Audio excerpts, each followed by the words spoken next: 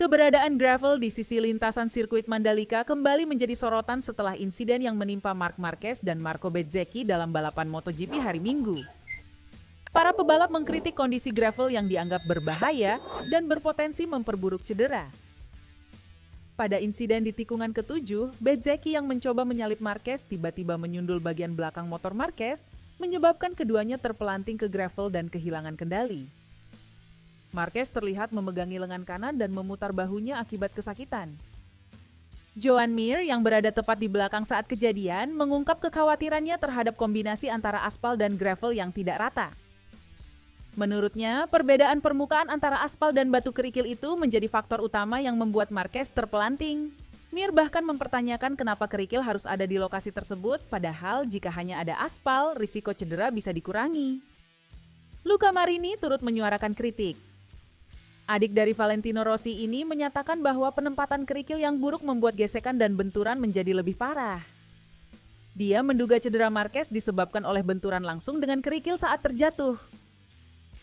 Sementara itu, Alex Marquez menyoroti potensi bahaya dari desain lintasan yang tidak konsisten. Dia menyebut kerikil sebagai bencana ketika pebalap menabrak permukaan tersebut dengan kecepatan tinggi. Menurutnya, ketika ada transisi tajam antara aspal dan kerikil, hampir tidak ada cara untuk menghindari cedera serius setelah kecelakaan. Kritikan ini menambah daftar sorotan pada keselamatan lintasan Mandalika. Meski demikian, untuk tahun depan, para pebalap berharap ada perubahan dan perbaikan demi meminimalisir risiko kecelakaan dan cedera lebih lanjut. Marc Marquez dipastikan absen dalam 2 Grand Prix usai menjalani pemeriksaan medis lebih lanjut sekembalinya ke Madrid pada Senin.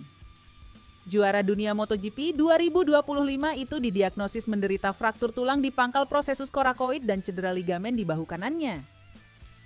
Pemeriksaan klinis dan penilaian radiologis telah menyingkirkan kemungkinan adanya hubungan dengan cedera sebelumnya, serta memastikan tidak adanya pergeseran tulang yang signifikan.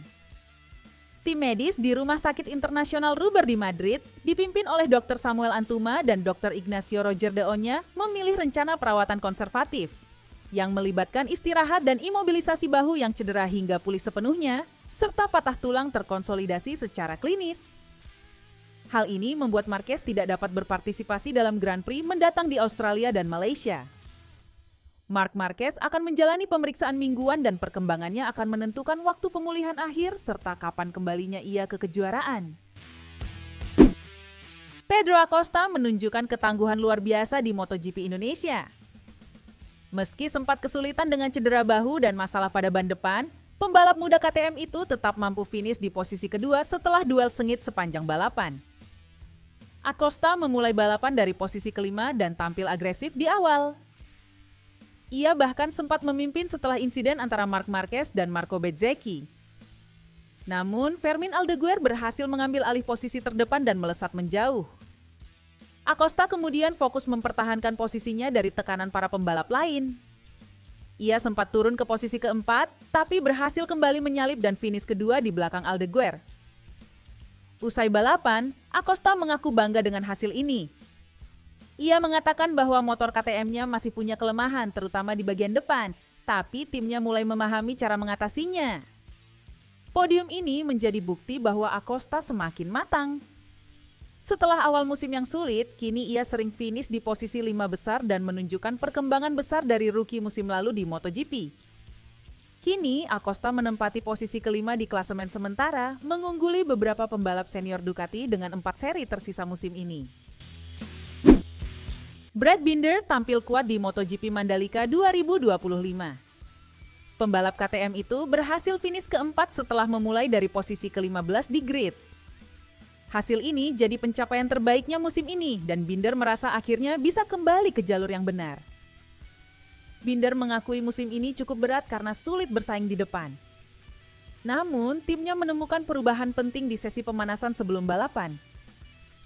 Perubahan pada setelan motor membuatnya lebih percaya diri dengan bagian depan motor dan bisa tampil agresif selama balapan.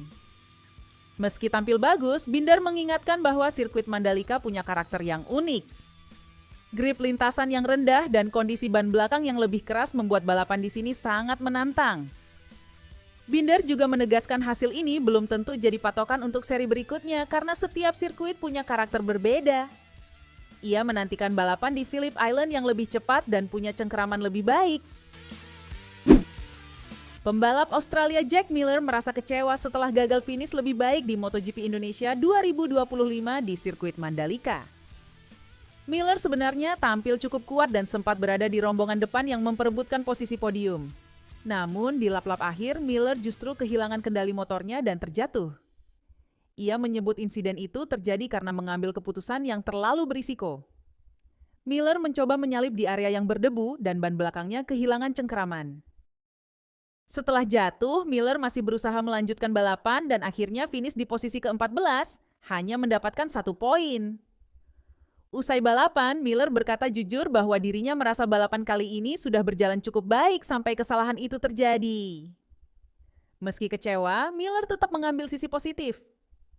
Ia senang karena kecepatan motornya mulai kembali dan bisa bersaing di grup depan lagi.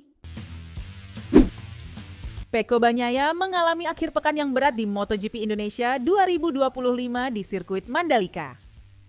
Di sisi lain, Ducati melalui manajer timnya Davide Tardozzi memberi alasan mengapa sang pembalap tidak bersedia menemui media usai balapan.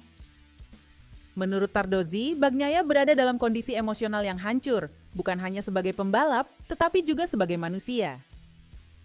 Ducati memutuskan untuk melindungi keadaan mental dan emosinya dengan tidak memaksanya berbicara di momen krisis seperti itu. Tardozzi menyebutkan bahwa jika Bagnaia muncul dengan mata berkaca-kaca atau dalam kondisi tak siap, hal itu bisa memperburuk keadaan.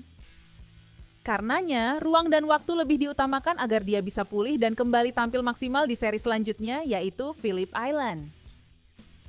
Mengenai ikatan antara Bagnaia dan Ducati yang telah berjalan selama 7 tahun, Tardozzi menegaskan bahwa kepercayaan sang pembalap terhadap tim tidak goyah.